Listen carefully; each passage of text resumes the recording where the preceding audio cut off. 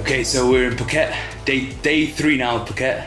We did our first full day of training yesterday. This podcast will probably come out around day 5, day 6, maybe day 7. But it's pretty crazy to think, maybe 4 months ago, I wasn't doing Muay Thai. I'd never done anything like Muay Thai, probably some boxing when I was 15, 16.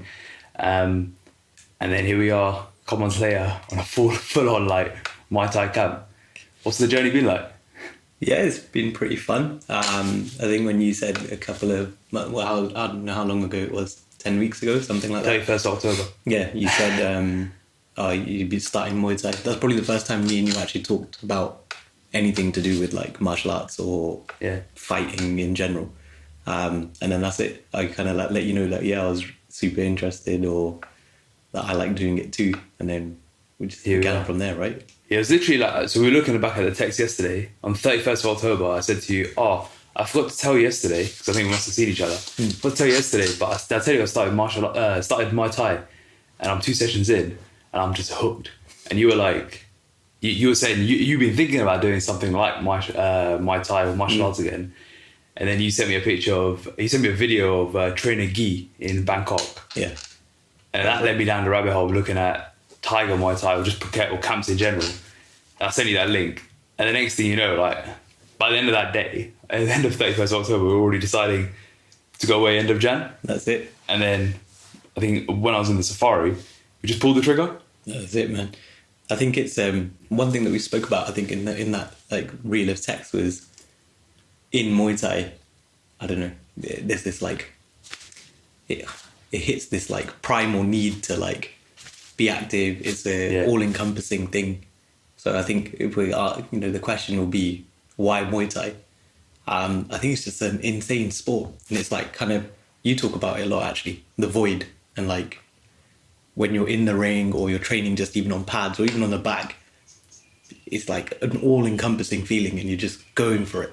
There's no other thoughts apart from need to land this kick, need to land this elbow, need to land this punch, and you kind of often talk about it like when you're under the bar, you're in the void, right? So I don't know. What do you feel about that? Well, if I think back to where like this all came from, it was when I finished like the Road to Vegan Shredded, finished the bodybuilding, like the bodybuilding endeavor there and the photo shoot, and it was during that preparation I was on the stepper, the gym box, the way the steppers are, it overlooks the boxing ring. So I didn't even know it was Muay Thai. I just thought it was kickboxing. But it got to like when I got getting towards the end of my Road to Vegan Shredded, when I did get to the end, I realized I finally achieved the physique I'd always wanted. So when I first started training, when I was a skinny fat kid with moves and a pot belly, I always had like this dream physique in my head that I wanted to achieve. And we touched on a little bit of like body dysmorphia yesterday. We can talk about that later. And I feel like it took me a long time to get to where I wanted to get to. But when I got there, I was like, I finally achieved it, and I was really proud of it. But loving physical activity as I do, loving challenges, I wanted to think about what my next thing was in this journey. And I didn't really want to go to the next level with bodybuilding or my physique because the risk-reward ratio was getting too big. If I wanted to improve my physique, build more muscle, I had to get stronger and stronger and stronger. But that extra 1% each time just wasn't worth it because I hurt my lower back, hurt my shoulder. So I was looking at different things. I was like boxing, running. Back in the day, I used to be a decent like cross-country runner. By that, it wasn't super long, but I was better at the longer stuff than the shorter stuff. And my sprinting was like 17.3. You're barely able to run now, though. I know. But this was like when I was 15. I did 17. My 100 meter time was 17.3, so I was not explosive, not powerful. So I thought, maybe it's running, but it wasn't quite landing. And then I tried boxing when I was younger, in my teens. I did it for a bit, and then I just sort of stopped as I got more into weights. And then I went to Bali, and I thought, I'll do some boxing there. I did one boxer size class, which we know it's not the same, is it? But then anyway, so then I sat on it for like 6 months, and then when I was in India, like middle of October, that's when I was like, I think I'm just gonna book a class in with the coach I had in mind, so Samir, our mutual coach. And I thought, because I've been watching him for so long, I thought, let me just do a session with him. And I thought he was a boxing coach. I didn't know any different, right? I didn't even know what Muay Thai was. And he listens to this and he was like, what? I didn't even know what Muay Thai was. I didn't know there was like 8 limbs and all these things. I didn't even know it was a martial art. I just thought it was just something they do in Thailand. And anyway, so I did a session with him, and I thought it was a boxing session, but it turned out to be Muay Thai. And there was just like an immediate hook. Like, you get those every few years, every few months, every few years in life, you get that moment where you come across something where it wasn't, you didn't intend for it to be, but it was meant to be. And this just felt like one of those things where I was like, it's found me, right? I found like the next thing. And I got instantly obsessed. I was watching the videos, reading the articles, going down all the rabbit holes. My Instagram feed completely changed from, I don't know what it was before, probably business. And now it was just suddenly Muay Thai everywhere. Yeah. And then that's when I messaged you, like two sessions in. I was like, I wonder if he's done it. I'll tell you this. Because I know you're into like fighting. A couple of things that I wanted to touch on there. So one is this idea that you were happy with your body. Yeah. And you accepted, like, okay, I've reached that dream physique. But then it sounds like you accepted that, but then, I don't know, maybe this is like the stoic elements of your personality. Like, you needed the next challenge, and then you kind of like, Muay Thai became the next challenge. Yeah. I think there's something interesting in that around like mindset and like an abundance mindset, always trying to push forward or push yourself to your limits. Maybe you want to touch on something around there, like what do you think? These ideas don't just come out of the air, right? Like, I need a new challenge. Yeah. And like, I've seen you do loads of challenges. This is the next one. Why do you think you're geared like that, where you kind of need a new challenge, or you need to be pushing the boundary? Yeah, it's just like, is it need or is it want? That's the other question. Is like, do I need it to like keep going, or do I want it? I think there's probably an element of both. Like, I need it because I think my personality is very type A, all in, obsessive personality, that if I don't have like I have a sense of mission in my life anyway with what I'm building with RNT. But I think because I have such a strong connection physically, and I feel like I get my peace from a physical state. You can people access that state of void in different ways. Some people get it through meditation, some people get it through chanting, some people get it through reading scriptures, and some people get it through moving their physical body. I think I'm built in a way that I get it through my physical body, and I think maybe you are similar, where you push yourself physically to access states of your mind and explore yourself, different levels of consciousness, different levels of like states, by extreme physical activity. And when you're in that physical pain, that's when you understand yourself, you discover more things about yourself, and you also get that sense of peace that I can't get from anything else. Like, I get it from flow states at work, but there's something very special about physical orchestrated suffering that I think is, for me in the last 10 years, that's been like the anchor in my life. So back to your question with like, why do I need or want that challenge? I think it comes back to that, in that what I was finding with bodybuilding is, because I didn't want to push to the next level, I was finding I was going through the motions, and just going through the motions with fear of injury just didn't feel that exciting anymore. I wasn't pushing myself as I wanted to before. Whereas Muay Thai, it was going back to begin again, and not that there's not a risk of injury, right? There's probably, like, if anything, there's more, right? And it's more unpredictable injury. Yep. But I felt like I was a especially beginner. with your kicks and the toes, right? I know, I'm kicking with my feet and like already hurt my ankle. For those that don't know, you meant to land the kick with your shin. Yeah, and I've been landing it basically with my feet for months. And I think with Muay Thai, what I found is it gives you that sense of, like running, you can your mind can get distracted, and you can kind of go off in there, you start thinking about that thing, you can listen to a podcast. Just do it you can't really, your body's just moving, right? And I think with Muay Thai, and what I think is probably the case with all combat sport, is you can't think about anything else. No. And I think that's what I really like about it, and that you're completely in the void, because if you especially if you're doing sparring or if you're doing pad work with a trainer, if you're not concentrating, you're gone, right? Like either the trainer will make you look silly. Somebody's hitting you with a bingo. Yeah, he'll hit you with an elbow. Either that's happening, or you're gonna get hit. Yeah. So you have to be so dialed in, and I think some sports can do that. That's why I think you can get it from really heavy lifting, because when you're under the bar, if you make one mistake, you're going to hurt yourself. You get that in gymnastics, where if you're on the rings and if you're not concentrating, you're going to snap your elbow.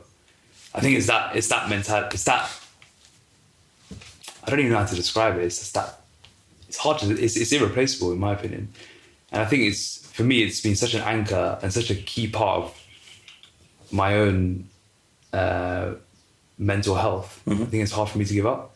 Okay. And then just a final point on that is that I always find and I wrote this last year as well, and I got reminded of it a few weeks ago. The more physically active I am, and the more focused I am physically, the more stiller my mind feels. Okay. Okay.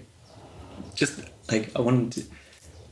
What do you think that you can draw like the parallels between that and somebody that doesn't have that mindset? So, or somebody that doesn't feel those things, they've got other crutches in life. Like, I don't know, it's not a crutch because I guess it's a positive thing, like around body and all that kind of stuff. But there's some people where they will say that they find their void doing activities that are not physical. So, I don't know, reading, or some people are going to the pub with their friends and all that kind of stuff as like as a way to find that stillness, or like forget about work, forget about stresses and all that kind of stuff. See, what you're describing is something different. Okay. You're describing crutches. Yeah. I'm describing a void state. For me, trying to seek a void state or seek that peace in your mind is not about escapism, and it's not about I'm trying to forget about work. Okay. That's something different. In my opinion, that's going to the pubs and getting drunk. That's using drugs. That's using exercise in an unhealthy way. That's using exercise in an abusive way. That's binging on food. That's what you're using to escape things. I think when you for example, Chandy finds her void in reading. She reads every morning for 45 minutes because she said that gives her a state of real peace and quiet. That's not her escaping work. That's her finding that peace. And for me, that's what physical training is. And that's what Muay Thai has now become for me, or even if I train harder weights now. For me, that's a state of reaching an elevated state, not running away from a state I don't want to be in. Because I love my work and I love my relationships. And everyone has that. I'm not saying I'm a clean state. Everyone's got things they need to deal with, right? But I think there's a difference between using it as a crutch. Like for me, if anything, my work will be more of a crutch than my physical work. I will work more to be a crutch than I get what you mean. Does that make sense? Yeah, it does make sense to me. I just wonder, like, when people are listening, how if they are, because talking about fighters' mindset, talking about like reaching the void and all that kind of stuff. Me and you can understand that. I can like get into that because I can live it. I've done it. I find it. This is what I'm here for. This is what I think I'm here for, and this is what I think I'm building. This is why I'm not even think. This is why I'm building RNT, because I want people to use the physical transformation as a vehicle to do things they never thought possible, but also to experience this. I want people to experience this because, like you said, it's one of those things where you hear it and you're thinking, this guy's, what's he on, right? Is he on some weird stuff? And I've heard, my cousin said to me once, before he did RNT, and he said to me on a podcast, he said, for years I kept hearing you say physical is a vehicle, and I thought, this guy's a nutter. He lost the plot until I did it. Yeah. And then I was like, oh, this is what he means. And I think I want people to experience it for that very reason, in that it can give you that sense of peace, or whatever you want to call it, that some people won't get it from it, but I see so many people that do experience a positive mindset, a stable mindset, and a real sense of grounding in their life that I think is the best. I'm biased, of course, but for me it's the best version. Is there anything that you think that people can do, like, just as a first step to experience it? Well, the interesting thing you said around like forgetting your crutches, or forgetting the escapism mechanism, is I think when you do a physical transformation, you have to confront those escapist mechanisms. For example, going to the pub and having 10 pints. If that's your usual 3 times a week endeavor, suddenly you can't do that. It's just like, okay, now if you're in that situation, you've now got to figure out a way to deal with that shit straight head on, or find an alternative. The reality is you're going to have to deal with it, because you're not going to be, unless you start resorting to, I don't know, drugs or food, you're not going to achieve that physical transformation. Does that make sense? So you're not going to get to your physical goal. And I think what an extreme body transformation can do is it can strip away all those crutches for a temporary period of time for you to get into shape, and then make you aware of what your crutches are, for you then to work on that once you've got in shape. Because once you've got in shape, now you haven't got that looming prize. It's very easy to revert back to the old behaviors. So you've then got to actually confront the shit. And that usually means some level of acceptance in your life, some level of more self-awareness, more self-development. But I think what the physical does is it does it in a very tangible way, in that you either do it or you don't. I think with other things, I find, let's say, for example, someone says you need to meditate every day to help yourself. The problem is like, I don't think you can think your way to transformation or not think your way into transformation. I think you have to prove to yourself that you actually care about your body and your mind. Fair. Okay. That answers the question. I think it answers the question. Then maybe like the first step. So the first step, I guess, is for someone who wants to experience it. You know what? Do you think it can be experienced in one session? I think it's something that's cumulative. It's for example, cumulative, like but I think you've been training for a long time. Yeah. And now you every year you probably get deeper and deeper into how hard you can train, right? Yeah. I think that's the key thing. Is like a beginner, their first session, they're going to be thinking. Yeah, but like there's also been periods of my life where I've not been so into it. I've been off track, and like, how do I get back? But even when you're off track, health wise, if you wanted to train, like let's say you're the one of the few guys I still want to train with because I know you can go hard. Yeah. But that's a very learned mechanism. I think the first step is literally to train. Is to try something you enjoy. Yeah. That's the first step, isn't it? But the real value, I think, comes from a cumulative... You have to give it time.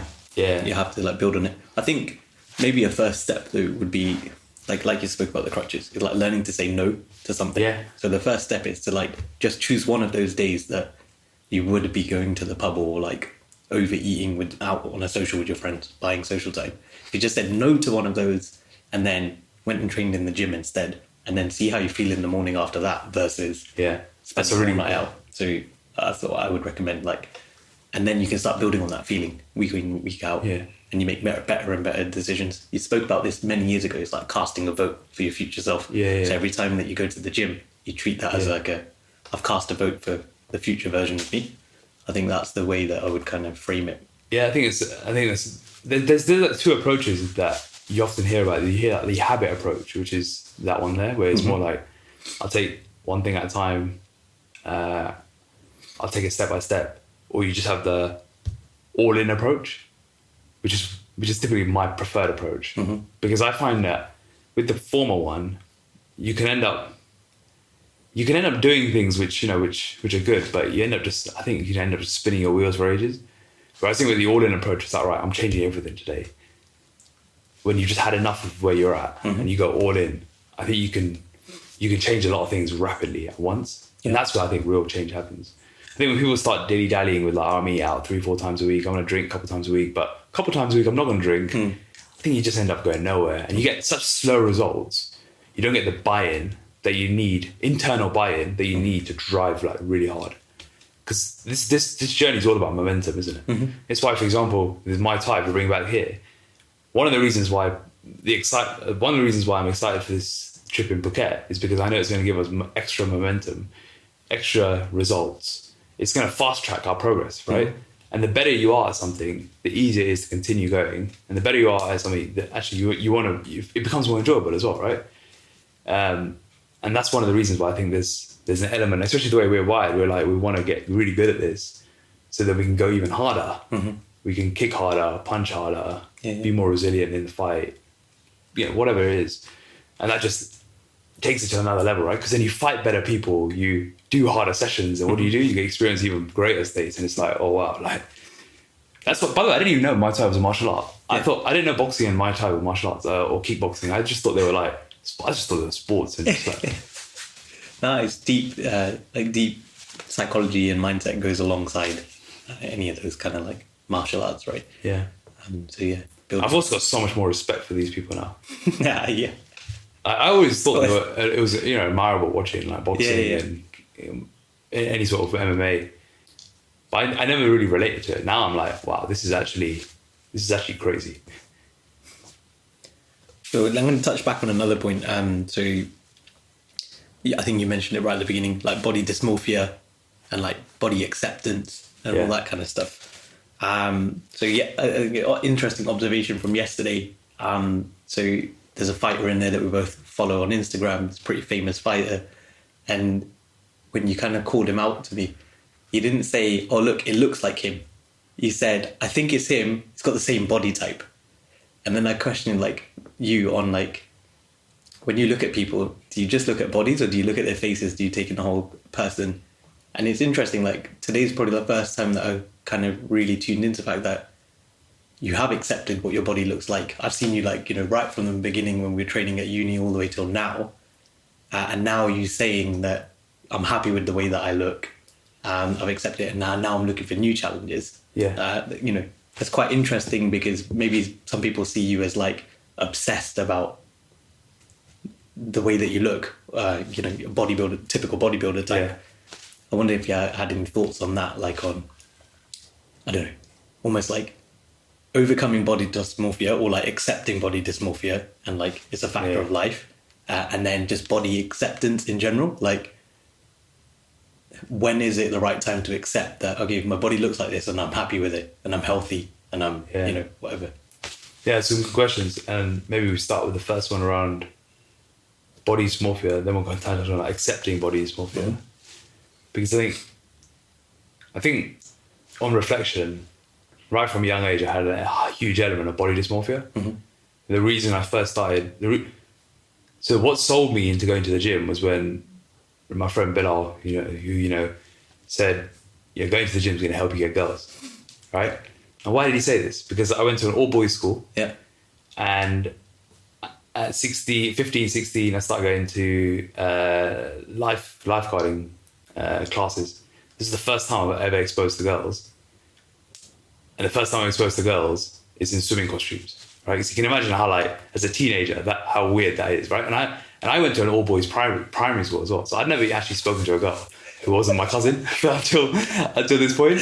So firstly, the idea of speaking to a girl is foreign and scary.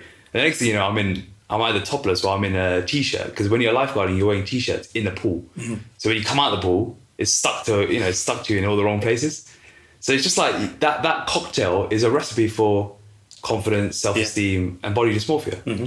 And I was a skinny fat kid with boobs and a pot belly. So you can imagine how the t-shirt looked on me when it was wet. So I think that was, so when he said, "Hey, it's going to help you get girls," my immediate reaction was, right, if I'm going to get a better body, I'm going to look better. I want to feel better in myself. Mm-hmm. So that was my driver right from the beginning, is I need to not be in that situation. I don't want to be sitting by a pool feeling self-conscious. I don't want to be scared to talk to girls because I feel self-conscious about how I look. Mm-hmm. That was also when my spots started. So like a lot of people started getting spots at 13, 14. I had like acne bad and like 16, 17. So I was using, so everything was geared up for me not to feel confident in myself. So aesthetics I think is an important part of life, in that it does make you feel good. When you look good, you feel good, right?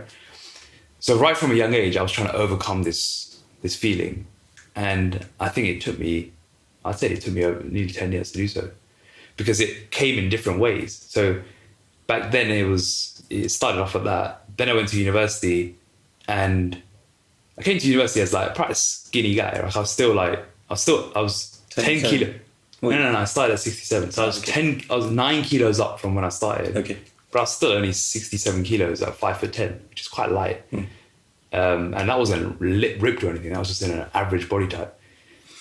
So then my goal was, I need to get bigger, because I was like, I'm just skinny. Now I'm like, not even skinny fat, I'm just skinny. Like so I need to get bigger. So I spent the first 2 years of uni, especially just trying to get big. I think I ended up by the end of uni, I ended up at like 75, 77. Mm-hmm. And that was the goal then. And then I was thrown into the personal training world, and I worked at a gym where I was surrounded by hardcore bodybuilders, which at the time I didn't know, but they were all on steroids, most of them. So now I'm suddenly in this gym where I thought at uni I was starting to get a decent amount of size, I started feeling a bit more confident there. And then I'm thrown in a gym where I'm the smallest guy in the gym. And I'm in the body transformation, body composition world, where it's all about getting people in amazing shape. And you've got to be the business card. You are the You're the poster. inspiration, right, for the client. And I was like, oh shit. So what did I start doing? I started wearing 2 t-shirts. Honestly, I was wearing 2 t-shirts to the gym, so to work out, so I could feel a bit bigger. Which is crazy, isn't it? Crazy, like, And I don't know if I've spoken about it in this podcast, No, but I don't know if I've told you that. You never told me that. So then I worked at a supplement shop when I was 20. Yeah. And one of the perks there was they give me loads of free merchandise. Like wherever the supplement order came in, they always throw loads of t-shirts. So I had all these like shitty supplement t-shirts in our wardrobe, and that would be my underlayer to bulk me out. And obviously that doesn't make that much of a difference, does it? But it adds a little bit of a illusion, because it's all illusions, isn't it? So then I was playing the illusion game for like 4 years, just playing like, all right, what t-shirt looks best on me? What underlayers pads me out the best? At the same time, I started bodybuilding. So I competed in bodybuilding in 2014. And that's when I got, first time in my life, I got absolutely shredded, which was great. But then I had the rebound. You know, I was talking about it multiple times where I gained 7 kilos in 7 days, 13 kilos in 6 weeks. And then I spent a year having a bad relationship with food, where I was binging and restricting. It took me a year to overcome that. So there was all these things for years. And then I left personal training on the gym floor in 2017 to set up RNT. And in that same year, I competed in bodybuilding again. I came second at the middleweights, the one you attended. And it was starting then, when I saw myself then, I was like, actually, it was starting to get somewhere. Because just before that competition is when I first did my big like bulk, when I got to 90 kilos. And that was the only goal with that is, whilst I didn't look good at 90 kilos, I just looked like basically a bigger version of my skinny fat self. My goal was like, I need to really build some muscle now. So when I came down, I think I looked really good. But I still was like, first I didn't win the competition. My thinking was, I still got a way to go. That was my thinking. I was like, I need to improve. So then I spent another long period of time building muscle. But now I was suddenly the face of RNT. Yeah. So it was like a different complex coming to the whole thing, where I was like, I've got to remember my target audience who are not interested in massive bulks.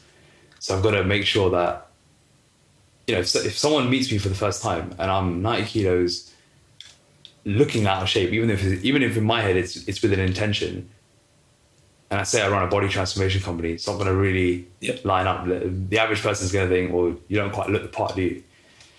So there's always this like battle I've been facing. And then I think only in 2019, 20, 21, I'd say 2021 and probably 22 is when I started learning about where my sweet spot is, where I feel good, I look good, I perform good, and I feel like I accept my body where it's at. And I'm not trying to compare, fill in a void, or have any of those complexes that I had for so many years. Does that make sense? Yeah, that does make sense. And I guess the bit that I want to touch on maybe quickly is that, there's a lot of talk about body acceptance and all that kind of stuff. In your whole thing, like aesthetics driven, but where does the health element come into it? Because some people could accept that the way that they are, but medically or it's not a good place to accept. So where does the health kind of thing fit into all of that? Yeah, and maybe just before we touch into that, I don't know if you want to finish the loop on body dysmorphia, but you asked the question around the Russian fire yesterday, and why I said, why I noticed him from his body. I think there's two things to that. First is I've spent over 10 years looking at people's bodies and seeing progress pictures and I can just literally look at someone and be like, all right, I think, that's one thing. The second thing is, you asked about, is it linked to body dysmorphia? And I think if you've had that much, if you've had experiences of body dysmorphia, to get rid of it completely, I think it's always going to be difficult, especially if you're working in a body composition driven world. And we live in a very aesthetics age, an age where body composition can directly impact your status, directly impact your sense of well-being, your performance. I think it's always going to be difficult to completely null it. There's always going to be an element of, like I've said recently, like if I'm over 80 kilos, I feel self-conscious. I feel I don't really. Mm-hmm. Whereas right now I feel good. So I think there's always going to be an element there. I think it's just very like, I'd say it's completely numb, but the dimmer's down. But before it was like constant. I'd always be looking, checking myself out, thinking, how do I look? All those sorts of questions were running in my head. Mm-hmm. And then you also around like acceptance and, where does health come into accepting your body? Now, I don't know if it's like controversial thing to say or if it's a bit different, but my opinion is if you're overweight or if you're obese, there's no reason you should accept your body. But I can't think of one good reason for you to think, yeah, I should accept my body as it is. This is great. I love my body. Because I think it's a cover-up. It's a cover-up for whatever you really feel about your body or whatever you're really experiencing at that time. I can't think of one person who's overweight or obese who looks at themselves in the mirror and thinks, yeah, I love what I see in the mirror. Because even health aside, firstly, your health is going to be not good. And by the way, I'm not talking about someone who's not shredded, because I think it's important here to differentiate. There's shredded, which I don't think you should stay shredded year round. I don't think that's healthy. There's lean, and then there's like sweet spot lean, sort of like where you're in good shape. You don't need to have abs year round. But then there's overweight and there's like obese. And if you're in that category, I just don't know anyone who can look at themselves in the mirror and think, I'm happy with what I see. But also, your health is not going to be good. Your blood markers are going to be all over the place. Yep. Cholesterol, diabetes, heart, whatever it is, they're all going to be at risk.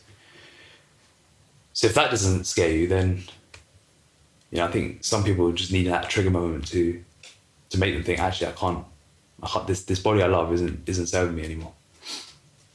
And then again, do you think in that situation, like it's almost like body acceptance becomes a crutch? Like, yeah, it's like, I'm in this state.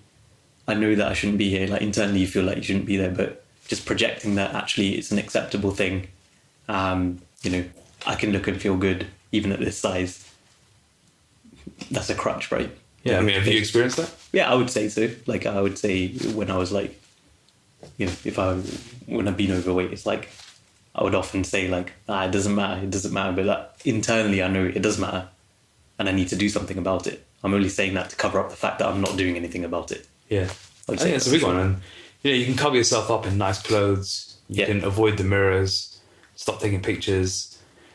I think my sister-in-law and brother-in-law said in a recent podcast, they said there's a period of their life there's no real pictures because they just stopped taking pictures, and they're like, it's one of the things you don't even realize you're doing. You just I don't want to take a picture. Don't want to take a picture. Next thing you know, you haven't got any memories or documented memories for a long period of time. Not because you didn't have a camera or anything, because you were embarrassed to see what you look like. And I think so often that's a trigger point for a lot of people is, by trigger points, then the moment they decide to change is when they see pictures of themselves. There's a recent transformation in Mark Shaw, the guy who lost 35 kilos. His trigger moment was seeing himself, seeing Christmas pictures of himself. And where it was a Christmas video and he was on the couch and his t-shirt was hung up his belly and he was breathing really heavily and he was sweating. And he looked at himself and thought, who is that? What the hell happened? Yeah. Because sometimes you don't even realize it's happened, or you're just so unaware that until that happens, you're like, oh shit. But if you're always like dressed in nines in like fancy suits and that becomes your status and your image, sometimes you get away with it for a long time until a health thing kicks in, and that's when you need to make a change. It's getting a bit hot now, getting a bit humid, and it's reminding me of the last time I was out in Southeast Asia. That was when you had just launched a business like 6 years ago, and maybe there's a few questions that I want to ask you, like from the business perspective. So when you first started out, it was an already saturated market. So what do you think were some of the earliest big wins for the business? Yeah, it's an already saturated market that continues to get saturated. I think it's health and fitness has been one of those things where no matter what year you start in, over the last 20 years, the first thing you always hear is it's another health and fitness company, or it's already saturated. I think what differentiated us was the fact that I think ultimately, if I look back, it was just the results. I don't think people had seen the average person with poor genetics or average genetics just get into jaw-dropping shape. Mm-hmm. And I think that just put us on the map in a way that hadn't been done before online.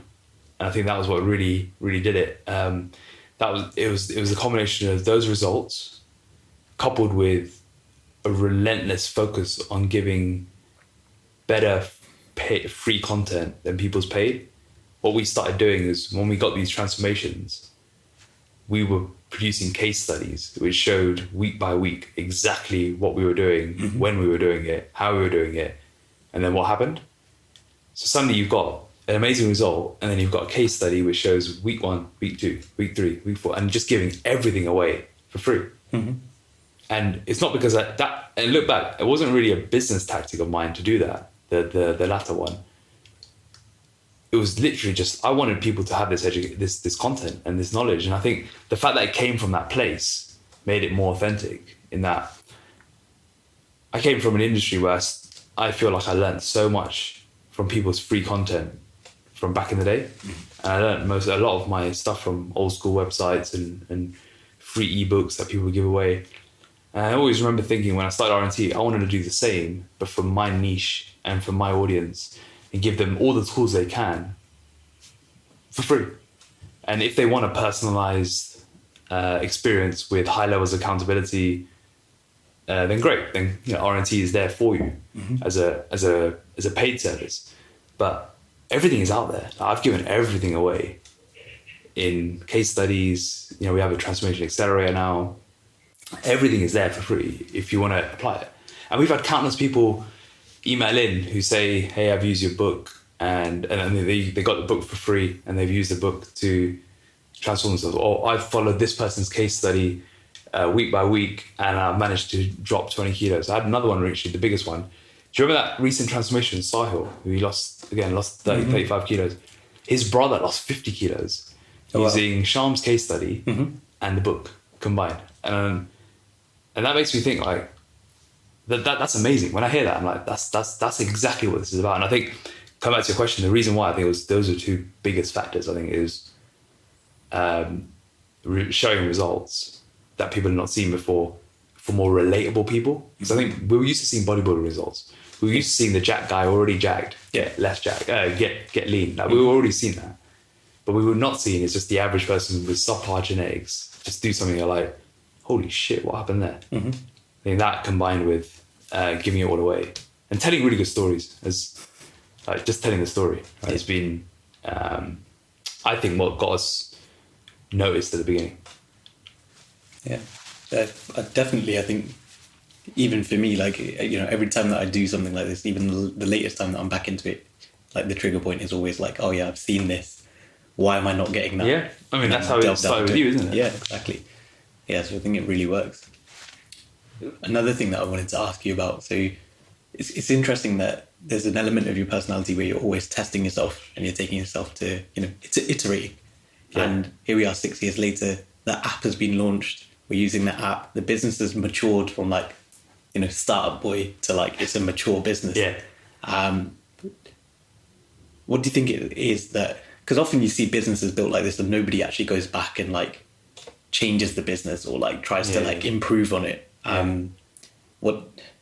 don't know, where does that ability come from for you to go back and change? So the thing I struggle with the most, which is probably ironic compared to your question asked, is distractions. Mm-hmm. And by that I mean, I'm an ideas guy, so I can spend all day coming up with new ideas that I want to try, test, and the biggest skill I have to focus on is focus.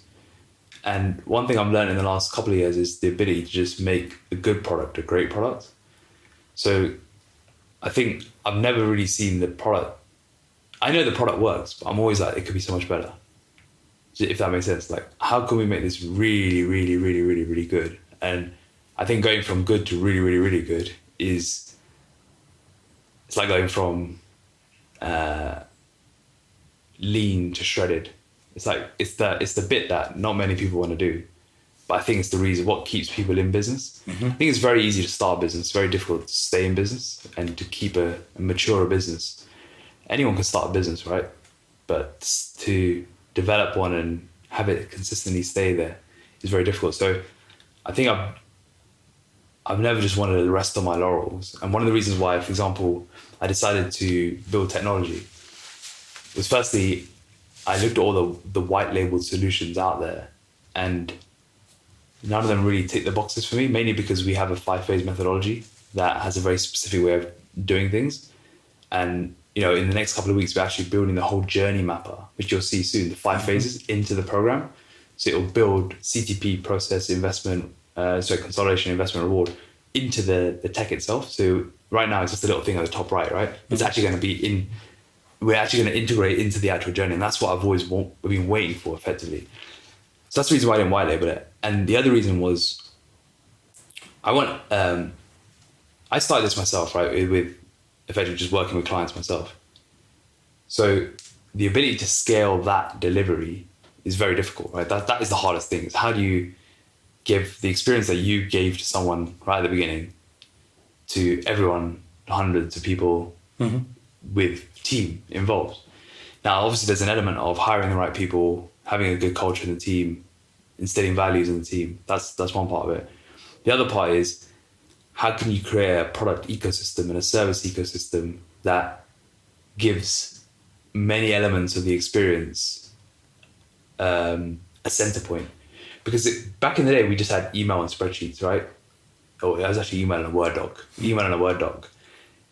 So if you add another person into that who's delivering the service, you suddenly got so much variety involved. It all depends on so many factors, and there's nothing really RNT about that. Like, what's RNT about a Word doc and a email? Anything. It's like, you might as well just email the other person. There's nothing special about it. So what I started to think was, well, if we want to grow this, and if we want the impact to go up, and if we want more people to be experience the RNT journey, there needs to be an ecosystem that we build. There needs to be an ecosystem where it's not just run out of one person, and people gain value from different elements of the service. So they'll get value from their coach, they'll get value from the education, they'll get value from their cohorts and other people also on the journey. They'll get value from the journey itself, the 5-phase methodology. And then it becomes more than just an email and a Word document. It becomes a product ecosystem that delivers the RNT experience. And that's been the biggest challenge, but also the biggest benefit of doing what we're doing. And it's starting to pay dividends now. Like you said to me a couple of months ago, it's like when you're in a cohort, it's like a herd mentality where everyone's achieving one thing, or if one person's struggling, then everyone will sort of fight that struggle or whatever. And that's something very unique, and it's something I've not really seen done before in the fitness context. And fitness is a very community-driven endeavor, and you need people on that journey with you. So when you've got engaged people on that journey together, I think it can make it very, very powerful. And we've seen it, over and over again in the last 12 to 24 months. So that's been the journey of why I wanted to build specific technology to us, and why I wanted to continue iterating. Interesting. And now it's just like, I just keep constantly asking, how do we make this better? How do we make this better? How do we make this better? And the really good thing is we've got people on the team that are probably asking that question more than I am, which is what we want. So, okay, interesting segue into team, because that's another thing that I wanted to ask you about. So what are the factors that have helped you build out a good team to support the business? Yeah, so I've made a lot of hiring mistakes in the past, mainly from just hiring people too quick, or hiring people thinking, oh yeah, they're good trainers. If I just use trainer as one example, or they're good people, so they'll be great fit with the team. What I've learned more and more is that we've had to be very stringent in our hiring process.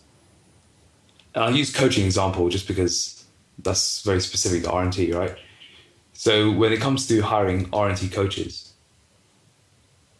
there's 5 things that we need them to be obsessed about and need them to be embodying.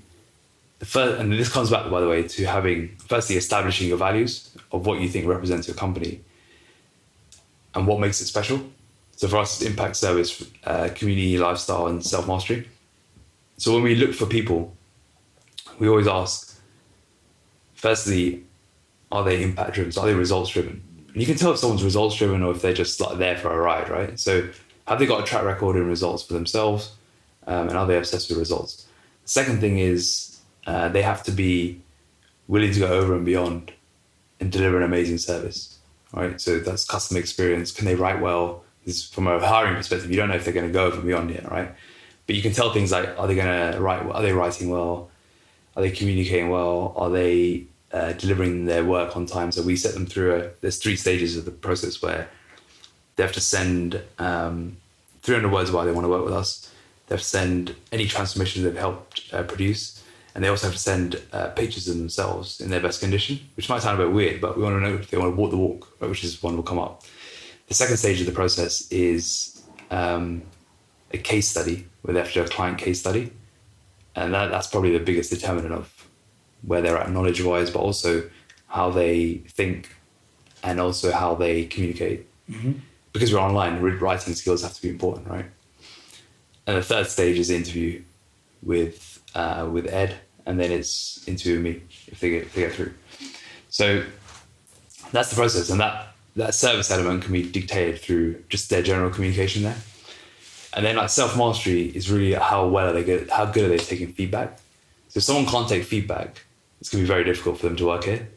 So Ed in that first interview will grill their case study to the absolute death. Because reality is everyone's going to have mistakes in that case study, but we don't care if you've got mistakes in there. We just want to know how you take it. So Ed will really tear it apart. And that's a good litmus test to see, right, how do they buckle under pressure? Are they accepting of it, or do they start ego chatting their way through the interview? The fourth thing is, and this is a difficult one to tell in the hiring process, but it's actually probably this is a very gut one, and probably why we use second opinion in the hiring process. So a couple of people will speak to the person before we hire them in the end. Are they a team player? And I think this is where I've made mistakes in the past, where people have come on, but they've been very siloed and very individual in their way of working, or they've just thought, I'm just using RNT as a bit of leverage, or using RNT as a springboard, or whatever it is. And the ability to be a team player is a key part of it, because at RNT, we're not one-man bands just come together. It's an organization, right? So I think there's an element of gut involved in this, because you can never tell in an interview, right? So sometimes for me, reading people, I think I get good gut feelings, but I can sometimes let it not, I don't often use it. Whereas other people in the team are very good at that initial feeling. So I'll let them dictate whether that's actually an hire or not. And then the last one is walk the walk. Are you walking the walk? Because if you're not, then we're not interested. So I think if you're in the body composition niche, you want to have gone through an extreme fat loss phase, an extreme muscle building phase, and shown evidence that you can maintain as well. Okay. So that's what we look at when we're hiring, and I think it's just developed more and more as we've gone along. So just circling back to where we started the conversation, Muay Thai training, road to the ring. Today's a rest day. We're doing a podcast. Going to go on a hike. What's next? What's next for the 7 days? Yeah, so we're obviously a bit thrown by the fact that everything's shut on Sunday. Yeah, it's forced rest day in Thailand on Sundays, and then so we're training Monday to Saturday coming up. And then Monday to Tuesday for you, Monday to Wednesday for me. Mm-hmm. It's effectively going to be 4 hours a day, every day. We're going to do one-to-one PT, 1 hour of, I think we still don't know what the hour will be, but it'll probably be either weights, conditioning, or like yesterday drills, abs, all that kind of stuff. And then we'll have a break, and then we'll go 2 hours group class. So the 2 hour group class will involve sparring, drills, conditioning, and what we found yesterday, like 8 rounds of 50 reps of abs. So that'll probably be the theme of the day. So 4 hours a day of training, which is, I've not done that much for that many days before in my life. So very interesting, but we are 7 days, as we're recording this, 7 weeks, 5 days out from the ring. Fight's on March 17th. So how are you feeling about that? Yeah, I think I'm excited for the fight. I'm obviously at this stage, it's like, I don't think I have enough experience sparring yet to know what I'm going to be like in a fight situation. I think I've got I think the raw materials are there. I need to glue it all together now. So things like getting my kicks proper, starting to kick properly, continue to improve my conditioning. I've noticed that for years in bodybuilding, I've got aesthetic abs, but they're not strong abs. Yeah. I get winded way too much. So it's training my abs more, which I've not really done before. Like today they're sore, which just not used to it. So I've got a lot of like gaps to fill, but at the same time I've got to remember we're 3 months in, right? We're not going to be the finished product even in 6 months, in 12 months, 24 months, 3 years. Mm-hmm. So just really turning up to the best I can on the day. I'm excited. I'm also very nervous. Like, you really don't know what's going to happen, especially because I think the adrenaline factor is something you can't prepare for. Mm-hmm. You're just coming out with all the music, the walk down the ring, the wait for it. I think you can drain so much energy from that. So my strategy, I think my strategy is really just how conditioned can I turn up so that adrenaline doesn't make a difference. Mm-hmm. Even though it will, but if it can drain me from 100% to 80% versus 100% to 20%, that's going to be more advantageous, right? Because I think the other guys are just going to be feeling that as much as we are. So that's how I'm feeling about it. Hoping this sort of 10-day sprint accelerates us a few weeks, but at the same time, we don't know. Cool. You don't know what's happening on the day, right? All right. No bingo. Yeah. See what happens in 8 weeks' time. Yeah, and it's interesting also by the idea of even doing a fight in that it's actually 4 months into, or it'll be 5 months into starting Muay Thai, which is crazy to start. And now that you had like 6 weeks where you were picking up bad habits in South Africa. Yeah. But here was me thinking, I'm keeping up my Muay Thai in South Africa. Looking back, I was probably picking up bad habits, which is probably not the time to be doing that. Yeah, definitely. So I'm trying to retrain a lot of those bad habits, but I guess it's like a photo shoot, isn't it? Like the actual day itself, win or lose, like obviously I'm not going in there to lose, but it's like a photo shoot. It just focuses your attention, it raises the stakes, and it forces you to prioritize your life in a way. Because you have to. This is another thing. It's like getting shredded and doing this is very different. Like getting shredded is very much you need to do 3-4 weight training sessions and you need to do steps and a bit of cardio. But really, you need to crack your diet, don't you? Like you need to somehow stay in a calorie deficit no matter what's going on in life, except the hunger, With fighting, I'm finding for this fight preparation, the biggest thing is time. The biggest constraint is time in that we just got to fit in a lot of training. I mean, you got to fit in a lot of runs, fit in a lot of training, conditioning, type. There's loads of elements to it, isn't it? Strength and conditioning, flexibility, fitness, and fighting. There's 4 things you got to get good at. Mm-hmm. And what you need for all of those is time. Like with diet, you're going to eat anyways. You just need to stay in a calorie deficit and accept the shitty feeling of it. With this, you just need time. So it's definitely forcing me to like reprioritize, be very ruthless with my diary because I need to fit in like so much training. So that's the different feeling of it. The other thing is with this, there's so much more training involved, emphasis. With getting shredded, it's more nutrition, emphasis. So it's different. But it's the good thing is I don't have to get extremely like low in body fat, which is a nice benefit. Yeah. But at the same time, I've got to put myself through hell physically to get there. So it's different. It's different. It's a different goal, right? But it's like a photo shoot. Focus your focus. And I think White Collar Boxing, the hosts of this event, have got something really smart where they're basically teaching beginners in 8 to 12 weeks to go from a beginner to having a first fight. Yeah. So if it goes well, I think either way, I can't see myself hanging up my gloves on March 18th. Okay. I think it'll continue it'll just get better and better. Because like I said, the better you get at it, the more confidence you get and the more you want to do it. So yeah, I'm really excited. I'm excited to like, you know when you take those videos of yourself. It's like yesterday's video, I was like, I'm moving better than I was before. And that's just the cool thing. It's like your progress pictures, right? Yeah. Take progress pictures and you take progress videos, and that positive reinforcement in your head continues to drive you forward. So yeah, 7 and a bit weeks out. See what happens. Let's get cracking. Yeah. We'll put the tickets in the show notes. If you want to come, if you're in London or in UK, come support. Tickets in the show notes in East London at the Troxy. We're also looking to raise £5,000 for icanyoucantoo, so you can donate. We'd love your support for that social enterprise, which has become very close to my heart. It helps underprivileged youth in London to give them coaching access and support to help them fulfill their potential. So it's very aligned with RNT's mission as well. So we'll put that link in the show notes as well. Cool. That's a wrap.